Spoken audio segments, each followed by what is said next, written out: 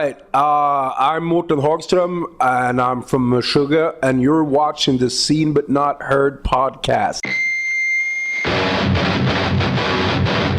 Hey there, welcome to another Seen But Not Heard podcast. I'm Phil. We are here in Chicago at the House of Blues, and joining me on the podcast today, we've got Mårten of Meshuggah. How are you, Mårten? I'm fine, man. How are you? Good. It's good to see you. Thanks for being here. No problem. Now, we recently had Periphery on our podcast, and Misha and Spence were there, and we were talking about this new phenomenon called Djent, I guess. Yeah. And it's been getting a lot of attention lately about this. I guess it started as an onomatopoeia that Misha used on the guitar forums, and it was like a description for like a particular, heavy, distorted, kind of hand-muted guitar sound, and then that kind of evolved into being this genre, and all of a sudden you were cast as like the godfathers of Djent, and Periphery were like the pioneers of this new subgenre. Do you follow any of this stuff? Do you get into that? No.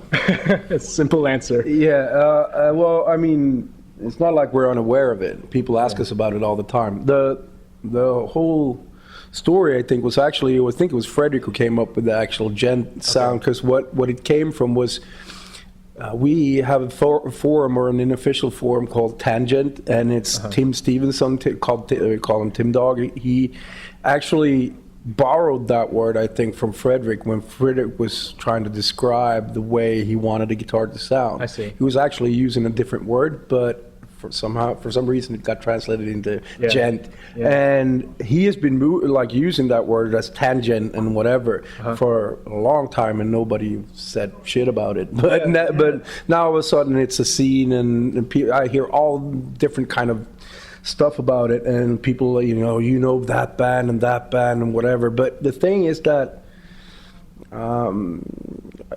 first of all, we rarely listen a lot to music while we're in recording mode, so the last couple of years have been kind of a blank as far as listening to stuff, at least for me personally. I'm sure that a lot of these bands, supposedly in the Djent scene, are really fucking great bands, and they probably don't have any connection with us whatsoever, because I know what happens when a subgenre comes along. Somebody's cited as the Godfathers or whatever, and then everybody, but I mean, I heard that Tesseract is called a Djent band, Periphery is called a Djent band, and a lot of other bands that I've heard at least a little of. And I mean, they're different bands, It's technical, but it's and that's maybe why we haven't been following it, because of the same reason that people have been labeling us as technical for a long time. The whole Djent scene has been labeled as technical, and since technical has never been interesting to us, we've never followed the scene. So by that measure, we might not have to follow ourselves even. But well, you don't need to. I think you've got a pretty good following on your own. Exactly. But you know what I'm saying, though? It's one of those things where it spurs up, and all of a sudden, in the last 2 years, we get thrown this question a lot, and I don't really know what to say of it, because probably it's probably a bunch of awesome bands, but and I guess that whole Godfather thing is a compliment. I mean, we've done something that people recognize. That's cool. Yeah.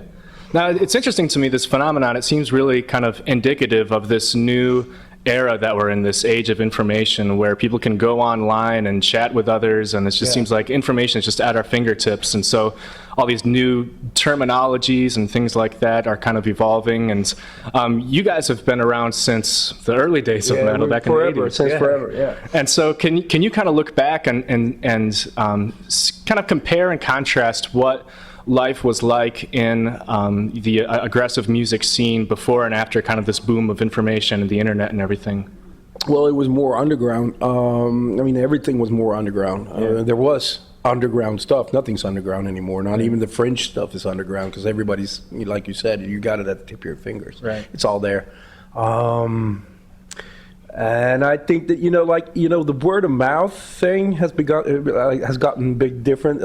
Because if you look at it, back in the day, it took a while. The word of mouth was actually word of mouth. Right. Like for real. Right. Now word of mouth is a couple of clicks away, which means that you can spread something in a week if it's just spectacular enough. So I guess that there's a lot more. Just have you seen? Stuff is more temporary now, it feels like. Because when something came along back in the day, rolled slowly into getting big, and then it stayed there, and then it had like now there's Had a sense of permanence about it. Yeah, exactly. Now there's like, okay, do you remember you remember what you saw on YouTube last week because it was funny, but like but a week ago, 2 weeks ago, or even 2 months ago, forget it. Yeah, you know, it's like, so things are more fluent now. Fleeting. Yeah, fleeting. Yeah. So that's like, it's just going in and out of whatever's what. But honestly, you know, the thing is, like, for us as a band, for Meshuggah in particular, we've been kind of trying to stay in that mode, not deliberately, but we've always been very much a band that has been settled within our own little bubble, our own little Meshuggah world, and not a lot of shit penetrates into that bubble. Right. But and even though the internet made a difference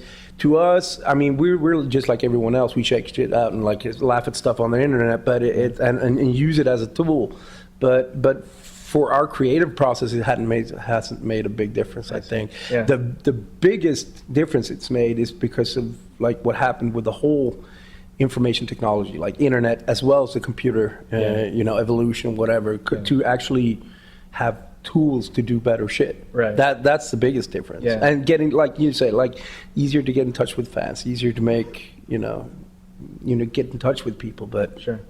Apart from that, I mean, you know, it's. I think it's a double-edged sword. You know, it can be bad for some things and awesome for others. So. Yeah.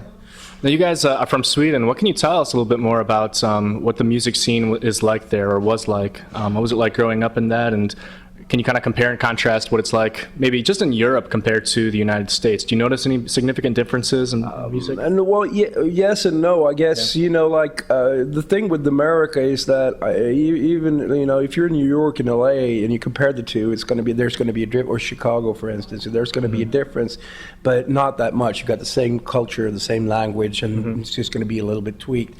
Europe is very diverse, which means that if you're in Finland, you're going to have a very different music scene than in Romania, for instance. It's not even going to be close because such difference, like as far as countries go. Having that said, I would say that it all comes back again to what we've been doing, because you know, like a lot of bands from Sweden came up like with the Gothenburg sound, or back in the death metal Sunlight Studio and Tomb thing back in early 90s and stuff like that.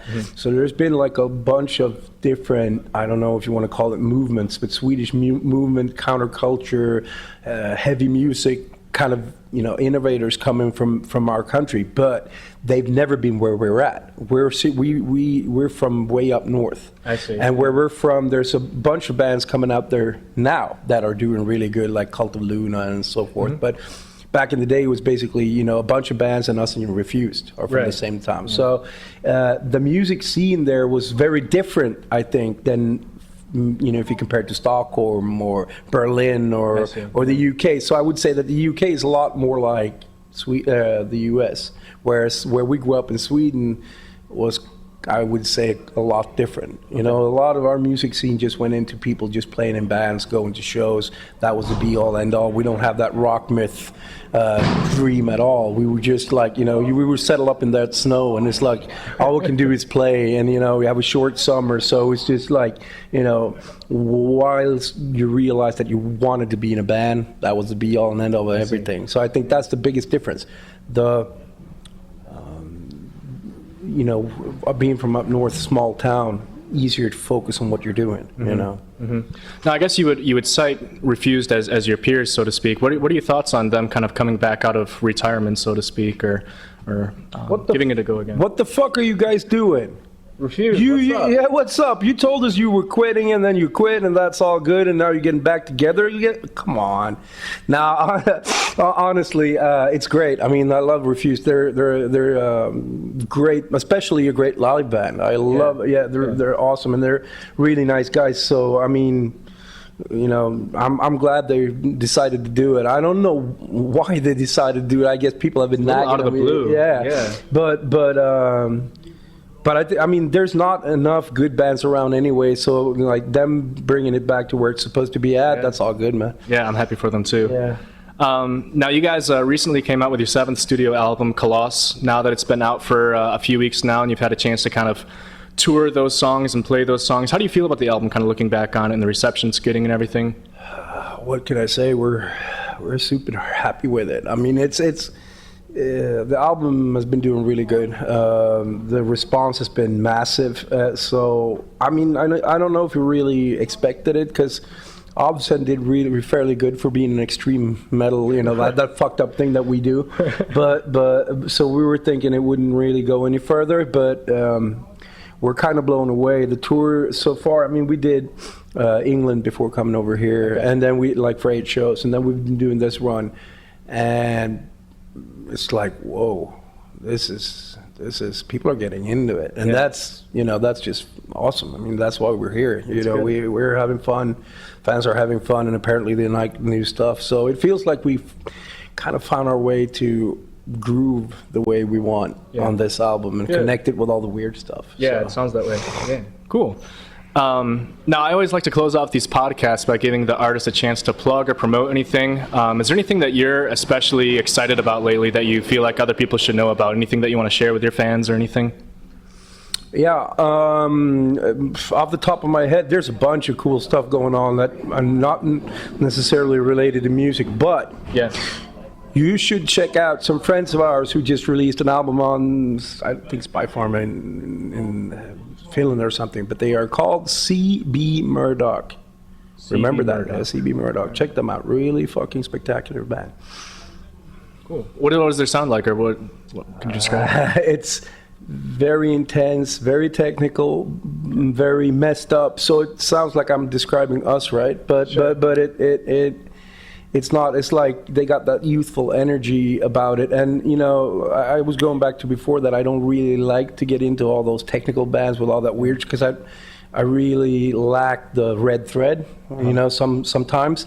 But these guys, they're throwing the red thread out of the window, but still making it natural, which makes it they're a really good band. Cool. You should check them out. Awesome.